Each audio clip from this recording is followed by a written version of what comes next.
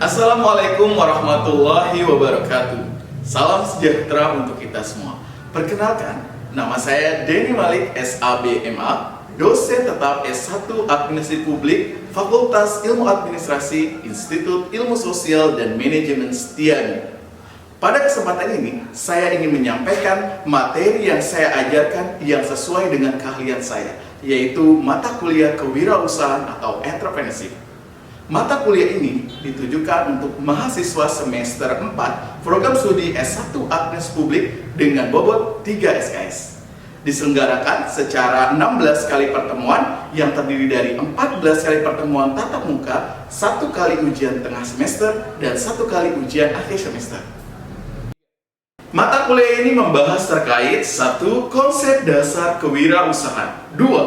Entrepreneurial mindset, 3. Perencanaan bisnis proposal atau business plan proposal, 4. Analyze produk atau analisis produk, 5. Market validation, 6. Marketing strategi, dan materi-materi lainnya yang disesuaikan dengan rencana pembelajaran semester. Pada akhir mata kuliah ini, mahasiswa juga akan dibekali teknik dan cara membuat bisnis model kanvas dan juga praktik kewirausahaan. Sehingga luaran yang diharapkan dari mata kuliah ini yaitu mahasiswa mampu menciptakan produk atau jasa yang kreatif dan inovatif yang nantinya akan didemonstrasikan oleh mahasiswa pada pameran produk mahasiswa. Tidak hanya itu, para mahasiswa juga akan diajarkan bagaimana melakukan pengurusan dokumen resmi wirausaha seperti pengurusan nomor izin berusaha atau NIB pada sistem OSS serta pengajuan hak kekayaan intelektual merek pada sistem Kementerian Hukum dan HAM Republik Indonesia. Adapun capaian pembelajaran lulusan atau CPL Prodi pada mata kuliah ini yaitu terdapat pada CPL 1, yaitu lulusan mampu menjadi wirausaha atau entrepreneur yang tertuang dalam rencana pembelajaran semester dan telah divalidasi oleh Ketua Program Studi dan juga gugus pengendali mutu.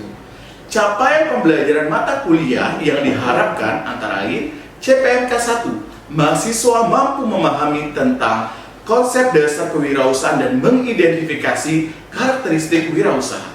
CPMK 2, mahasiswa mampu menganalisis ide usaha, jenis usaha, strategi pemasaran, dan juga bauran pemasaran.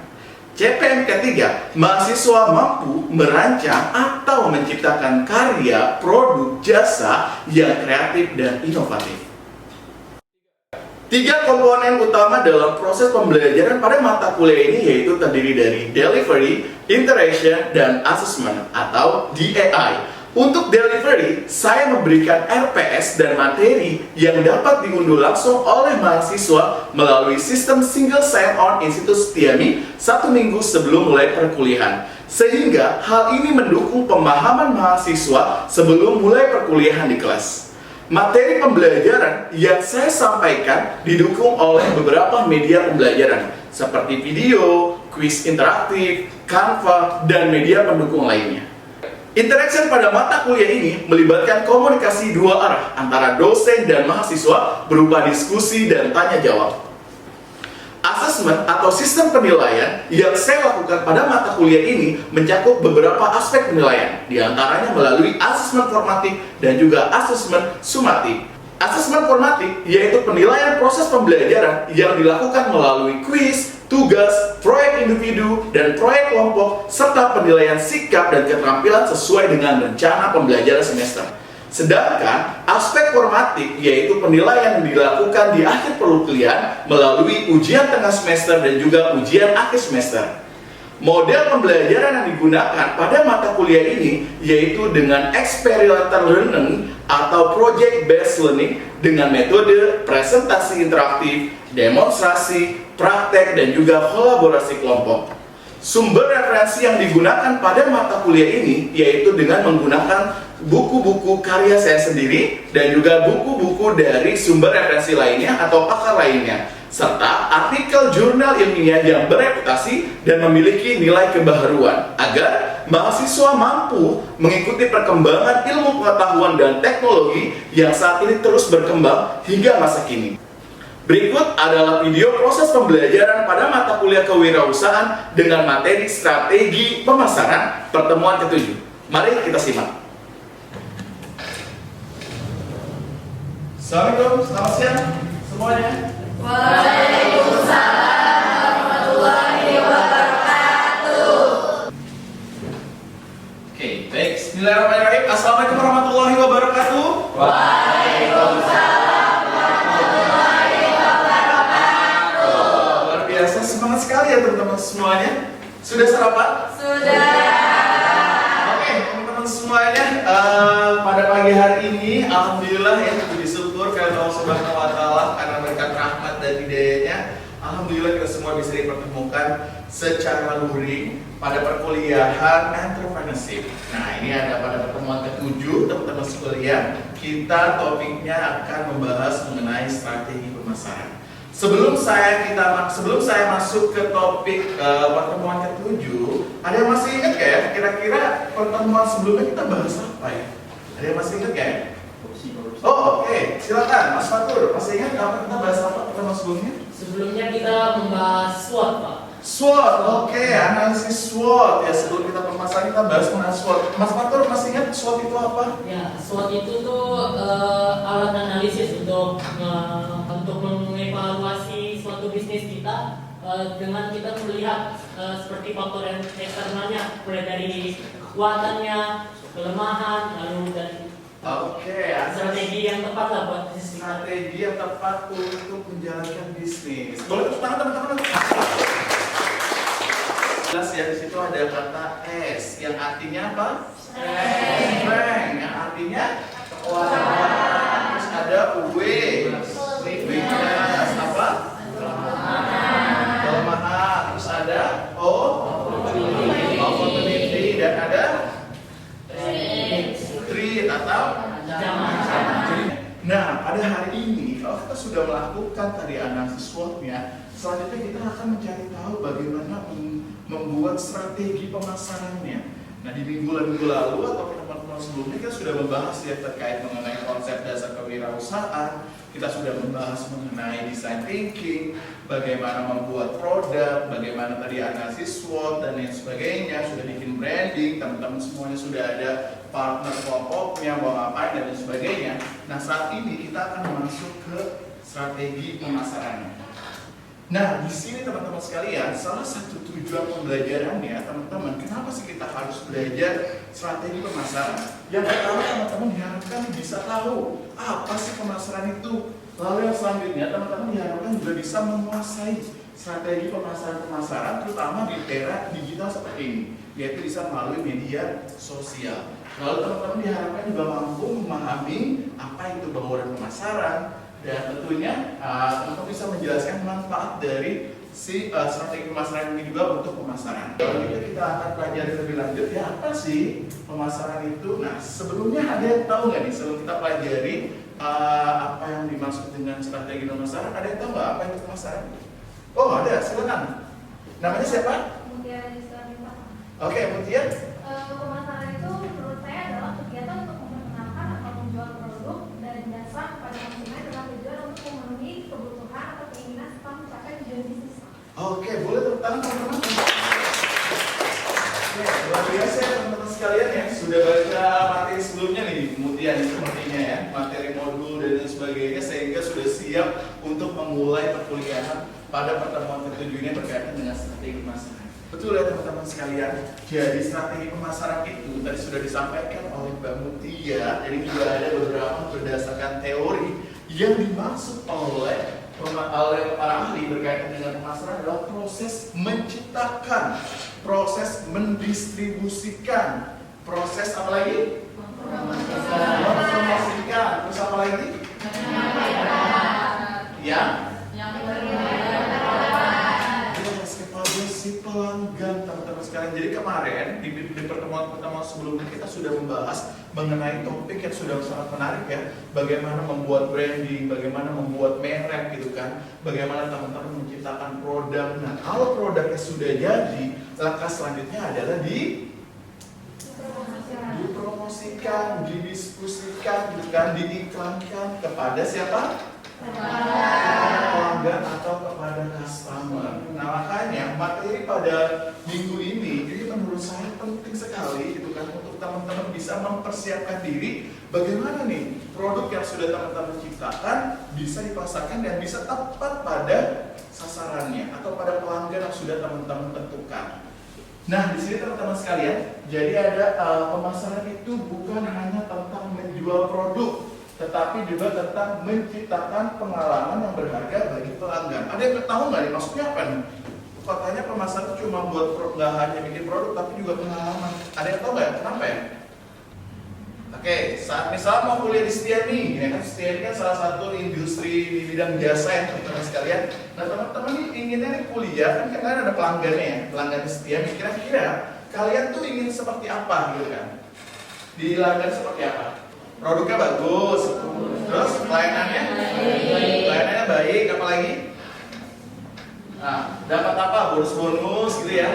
Pasti itu yang diinginkan ya. Nah, makanya dibutuhkan strategi itu gitu kan teman-teman sekalian. Makanya bukan hanya teman-teman membuat produknya yang menarik saja, tapi teman-teman juga harus memikirkan bagaimana nih customer yang nanti kita akan tuju gitu kan akan merasa kayak happy banget gitu loh. Jadi justru malah dia akan merasa puas tanpa harus minta direkomendasi gitu kan, dia akan merekomendasikan sendiri gitu loh. Itu ya, itu salah satu strategi yang perlu teman-teman pikirkan. Bagaimana nih kalau misalnya teman-teman udah bikin produk tapi gitu kan bukan hanya sekedar menjual produk, tapi bagaimana menciptakan pengalaman yang berkesan gitu kan untuk si pelanggan tersebut. Kalau teman-teman sekalian sebelumnya ada yang tahu nggak ya contoh dari alat pemasaran teman-teman sekalian? Oke, di era digital seperti ini contohnya pemasaran itu bisa lewat apa sih? Media sosial, gitu kan? Salah satu media sosial itu apa aja teman-teman sekalian? Oke, sebelumnya ada yang tahu apa itu media sosial? Ada yang tahu? Oke, saya jelaskan dulu ya teman-teman sekalian. Nah, ini media sosial. Hari ini gitu kan, pengguna media sosial di Indonesia ini luar biasa sekali banyaknya. Termasuk di sini ada nggak ya di kelas ini yang tidak menggunakan media sosial? Tidak ada ya, hampir semuanya sudah memiliki media sosial. Jadi media sosial ini adalah alat pemasaran teman-teman atau alat marketing yang gitu kan sebagai platform untuk mempromosikan produk teman-teman sekalian. Di sini teman-teman bisa lihat ya, selain mempromosikan, tapi juga menjaga hubungan dengan pelanggan. Bagaimana hubungan dengan pelanggan itu kan, bagaimana hubungan dengan customer ini terjalin dengan baik. Di sini juga teman-teman sekalian, dengan kita melalui media sosial gitu kan, akan mencapai gitu kan audiens yang lebih luas, yang tadinya mungkin cuma skupnya misalnya cuma lokal gitu kan. Kalau dengan media sosial kira-kira bisa nggak ke internasional? Bisa banget ya teman-teman sekalian. Artinya jangkauannya akan menjadi sangat luas sekali. Makanya ini menjadi salah satu alat pemasaran yang bisa teman-teman manfaatkan dengan sebaik-baiknya. Oke, teman-teman sekalian, selanjutnya ini adalah contoh-contoh beberapa media sosial. Tadi sudah disebutkan ya, contohnya ada apa? Satu, Instagram. Kedua, TikTok. Tiga, Facebook, dan lain sebagainya ya. Karena banyak sekali media-media sosial. Nah ini mungkin satu persatu gitu kan. Kalau saya jelaskan, sekarang teman-teman sudah tahu ya. Sudah punya malah. Ada nggak di sini yang tidak punya WA? Ada nggak teman-teman sekalian? Ada ya? Nggak ada? Oke, juga sudah ada WA. Nah, untuk apa nih WA kira-kira? Kenapa sih di dalam pemasaran gitu kan kita membutuhkan WA? Kenapa ada yang tahu? Kenapa? Oke, terlalu banyak nih mungkin dari siapa? Alia ya? Oke, Alia kenapa? Untuk apa? Untuk berkomunikasi dengan pelanggan. Kalau Mbak Salma tadi kenapa? WA ini untuk apa? Oh sama ya, gitu kan? Sama ya untuk berkomunikasi dengan pelanggan. Terus ada yang di sini namanya TikTok. Nah, kenapa sih TikTok ini menjadi media sosial yang dibutuhkan juga untuk pemasaran? Ada yang tahu nggak ya kenapa? Karena di TikTok itu punya fitur live gitu Pak. Jadi kita bisa langsung berkomunikasi dengan pelanggan secara langsung tanpa melalui tatap muka. Oke, karena ada beberapa fitur menarik tadi ya. Karena boleh tadi ada fitur live-nya gitu kan, sekarang bisa langsung berinteraksi gitu kan teman-teman sehingga teman-teman bisa langsung bukan mempromosikan dengan customer yang teman-teman menargetkan. Jadi teman-teman bisa melakukan transaksi juga ya teman-teman dengan memenuhi fitur-fitur yang ada di media sosial tersebut. Ada Instagram, ada TikTok, ada WhatsApp, Facebook dan lain sebagainya. Nah dari media sosial ini teman-teman sekalian, menurut teman-teman sekalian yang generasi Z banget tuh mana sih? TikTok ya? Kenapa teman-teman? Ada yang bisa menjelaskan kenapa TikTok? Kenapa nih? Kenapa TikTok sekarang lagi Gen Z banget? Kenapa? Ada yang tahu nggak? Ternyata karena tadi ya di TikTok banyak sekali fitur-fitur lainnya ya. Iya yang dan hampir semua Gen Z punya TikTok ya. Nah ini menjadi penting gitu kan untuk teman-teman nanti membuat strategi gitu kan bagaimana melakukan pemasarannya, dijelaskan gitu kan target audiensnya itu siapa. Nah selanjutnya teman-teman sekalian, ini ada beberapa manfaat-manfaat dari media sosial di dalam pemasaran. Di sini diantaranya adalah yang disebut dengan global reach. Apa itu global reach teman-teman sekalian? Ada yang tahu? Global itu apa? Global? Nah, dunia, oke. Reach, jangkauan ya. Tadi ya, jangkauannya lebih luas gitu kan. Tadi karena dengan adanya media sosial ini, teman-teman tadi target audiensnya, pasarnya, jangkauannya itu bisa lebih luas. Jadi bukan hanya global, bukan hanya lokal gitu kan, tapi juga teman-teman bisa go internasional, bisa go global memasarkan produk ke internasional dan lain sebagainya. Lalu di media sosial juga salah satunya bisa tadi disampaikan ya oleh Mbak Niken, itu bisa interaksi real time gitu kan. Bagaimana bisnis di sini ya bisa langsung berinteraksi dengan pelanggan, menjawab pertanyaan gitu kan, langsung bisa ya karena ada beberapa fitur ya di dalam media sosial baik itu TikTok, Instagram, WA ada nggak? Ada ya. Oke. Yang selanjutnya di sini ada yang namanya membuat konten yang relevan dan menarik. Kenapa kita harus bikin konten? Kenapa sih usaha teman-teman sekalian ini harus bikin konten? Harus ada kontennya yang relevan dan menarik. Kenapa teman-teman sekalian? Ada yang tahu? Teman-teman tahu apa itu konten? Oke, contoh konten apa misalnya? Foto, konten bukan? Video? Konten juga ya? Nah, itu maksudnya kita bikin konten yang menarik, yang relevan agar tadi saat teman-teman bikin konten, teman-teman juga bisa men-setting gitu kan. Kalau misalnya Instagramnya sudah profesional, teman-teman tuh sudah bisa memilih target audiensnya. Sehingga nanti saat dia melihat konten teman-teman sekalian gitu kan, foto produk gitu kan, atau videonya, dia akan ada rasa tertarik gitu kan, interest. Akhirnya membuka Instagram teman-teman sekalian, akhirnya tertarik untuk beli dan sebagainya, klik-klik teman-teman. Dan teman-teman endingnya apa tadi? Closing, dapat customer gitu kan. Di sini ada yang mau bisa pernah cerita nggak? Ada pengalaman nggak sih karena mungkin ada influencer atau seleb yang mempromosikan terus teman-teman akhirnya klik terus akhirnya beli? Ada nggak di sini? Bisa cerita? Ada sebelumnya? Ada nggak? Kalau nggak ada, saya cerita nih. Saya pernah soalnya. Ada di sini? Nggak pernah? Oke, berarti saya doang dong yang jalan. Saya ini salah satu korbannya Puji, teman-teman. Nah, saya tuh followersnya Puji, gitu kan. Jadi si Puji ini kan selalu promosi ya di Instagram. Nah, jadi saya nggak tahu kenapa setiap dia promosi, gitu kan di Instagramnya, saya pasti beli tuh. Contoh yang terakhir saya beli adalah keripik pedes gitu lah, keripik pedes manis dan sebagainya, produk UMKM, dan itu ternyata rasanya enak banget. Maksudnya berhasil berarti si Puji ya membuat saya akhirnya beli itu, klik-kliknya, terus saya order gitu kan di marketplace, dan akhirnya ternyata enak juga produknya. Nah itu teman-teman salah satu manfaatnya kenapa teman-teman harus bikin konten yang relevan dan menarik.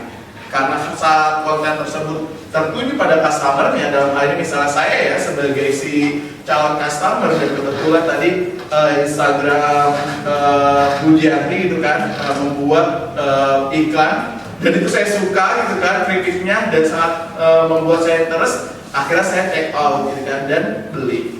Itu salah satu tujuan kenapa kita harus membuat konten yang relevan dan menarik agar kita bisa mendapatkan customer yang baru dan lain sebagainya. Oke, ini juga ada bisa bikin trends atau challenge, terus bikin konten-konten viral menggunakan caption dan hashtag ya yang menarik gitu kan. Ini juga perlu dipikirkan teman-teman sekalian. Nah, terus juga perlu adanya interaksi dan juga keterlibatan dengan customer. Ada yang tahu kenapa nih harus ada interaksi teman-teman sekalian? Ada yang mau menjelaskan kenapa ya? Kok kita harus ada interaksi nih sama customer kita? Ini untuk membangun tadi ya, kalau teman-teman masih ingat di mata kuliah bisnis model kanvas, di situ ada yang namanya salah satunya apa teman-teman, ada yang ingat? Menjaga hubungan kita dengan pelanggan. Nah, gitu kan? Itu adalah dengan cara tadi. Ini teman-teman. Misalnya media sosialnya gitu kan. Kalau misalnya teman-teman komen gitu kan di media sosialnya usahanya Mas Fadli atau Mbak Salma gitu kan, tapi dicuekin, gimana teman-teman rasanya? Jadi kayak males ya. Nah, tapi kalau misalnya dibales komennya, kayak ada rasa ternyata dia ini ya, dinotis ya gitu kan, usaha dan sebagainya, komen saya dan sebagainya. Jadi ini yang disebut dengan interaksi teman-teman, membangun hubungan chemistry antara customer gitu kan dengan kalian sebagai seorang pebisnis gitu kan. Jadi pastikan media sosial juga teman-teman sekalian yang komen-komen direspon. Teman-teman rasanya happy kan kalau saat direspon itu kan? Nah, betul? Kalau dicuekin nggak enak kan ya? Ada yang pernah dicuekin? Ada yang sama.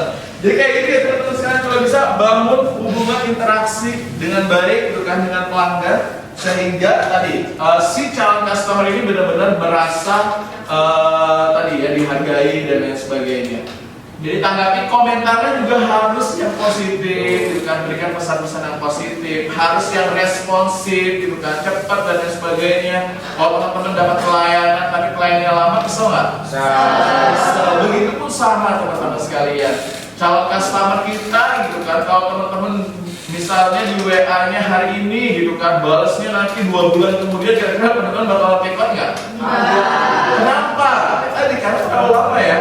Nah, makanya pentingnya responsif gitu kan. Dari hari sekarang kalian udah harus berlatih dibalas chat kalau bisa jangan lama gitu kan, cepat langsung. Di chat tadi ini, ya, kira-kira di chat tadi ini lama nggak balasnya? Cepat. Ada yang pernah lama nggak? Enggak ya, mudah-mudahan ya mahasiswa saya semuanya mudah-mudahan responsif gitu kan, cepat balasnya dan sebagainya. Nah, ada dialog 2 arah gitu kan, ajak berdialog. Di Instagram ada aplikasi ya teman-teman, ada fitur namanya apa?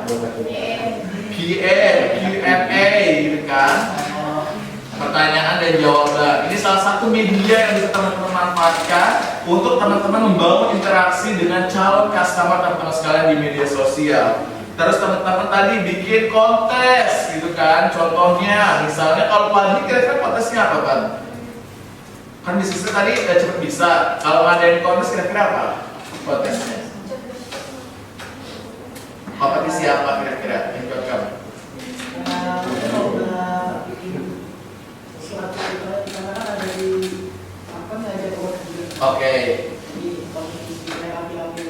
Oke, berarti kayak lomba-lomba tadi ya, cepat board gitu ya.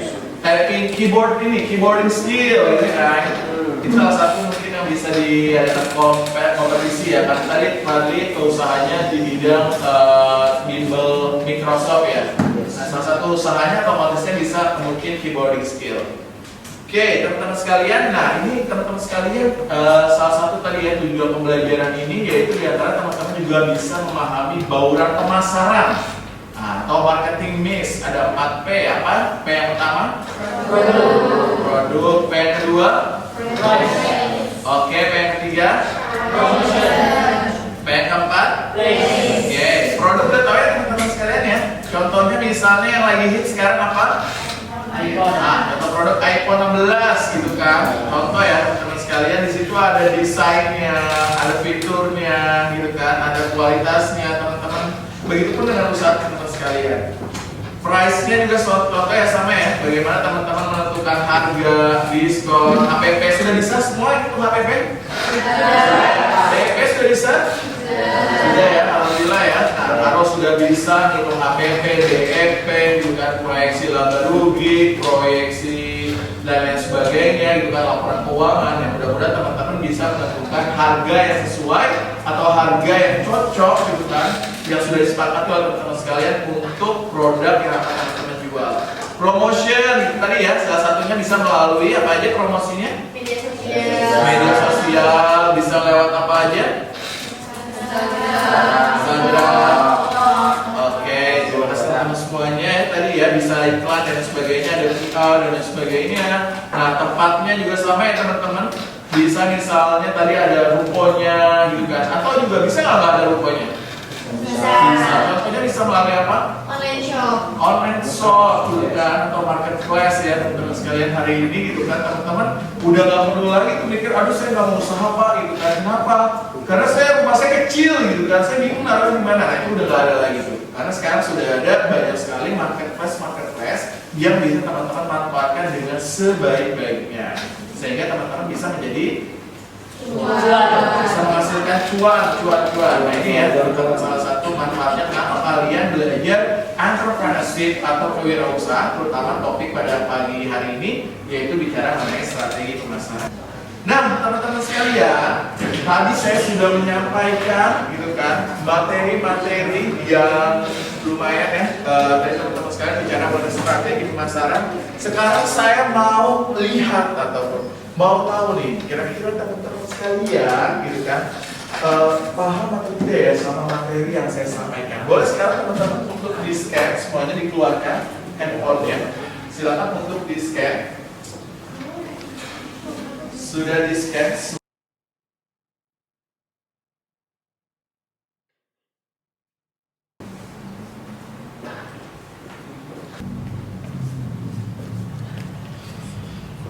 Oke, teman-teman semuanya, alhamdulillah waktu sudah berakhir dan kita sudah mendapatkan nilai teman-teman semuanya. Tinggal kita lihat ya siapa yang peringkat 5 terbaiknya. Coba kita lihat yang 5 terbaiknya.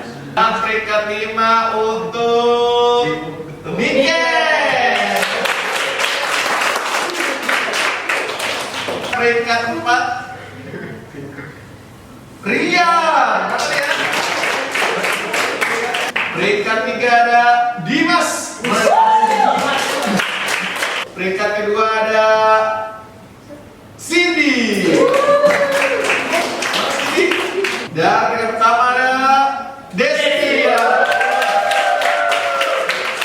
Kita sudah sama-sama tadi mengerjakan soal gitu kan, apa yang sudah disampaikan, dan alhamdulillah kita sudah mendapatkan top 5-nya. Nah teman-teman sekalian, jadi gitu kan materi pada hari ini di pertemuan ke-7 gitu kan teman-teman sekalian, selain teman-teman juga mempelajari tadi yang berkaitan dengan apa itu pemasaran, terus juga bauran pemasaran, terus juga kita sudah tadi menjelaskan manfaat-manfaat media pemasaran gitu kan, sehingga tadi tugasnya diselesaikan minggu depan. Bersiap? Siap? Siap. Tunggu tugasnya. Oke, sekian dari saya, kurang lebihnya mohon maaf. Mari kita tutup dengan membaca lafaz hamdalah dan doa kifaratul majlis. Alhamdulillahirobbilalamin.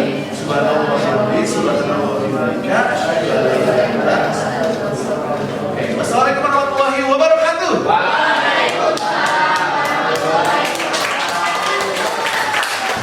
Sekian video rekaman proses pembelajaran mata kuliah kewirausahaan pada program Administrasi Publik Institut Ilmu Sosial dan Manajemen Setian Jakarta. Video ini digunakan sebagai salah satu syarat penyusunan dokumen pernyataan diri dosen dalam unjuk kerja Tridharma Perguruan Tinggi atau PDD UKTPT khususnya pada bidang pengajaran. Semoga dengan adanya video ini bisa menjadi pertimbangan yang baik dalam penilaian sertifikasi dosen tahun 2025. Akhir kata, saya ucapkan terima kasih. Wassalamualaikum warahmatullahi wabarakatuh.